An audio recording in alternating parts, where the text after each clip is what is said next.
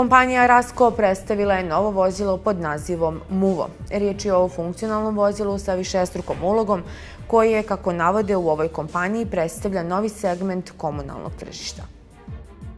Dizajniran kao univerzalni nosač alata, Muvo ima široku primjenu u održavanju čistoće gradova, a njegove kompaktne dimenzije čine ga odličnim za urbana područja.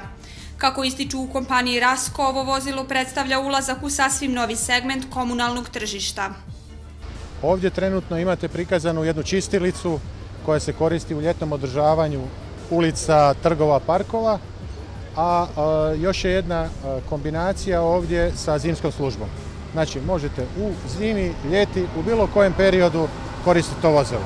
Ono prvenstveno čisti snijeg, posipa iz posipača, usisava travu, lišće, mete ulice, može polijevati, možete zalijevati cvijeće, znači veliki je broj priključaka koji on može na sebe staviti. Mogućnosti kojima raspolaže Muvo čine ga, kako kažu, primjenjivim tokom cijele godine, što preduzećima koja se bave održavanjem javnih površina predstavlja značajnu prednost. To je vozilo koje daje veliku prednost. Vi na taj način štedite vrijeme, dobivate na brzini u svakom slučaju i daje vam veće mogućnosti.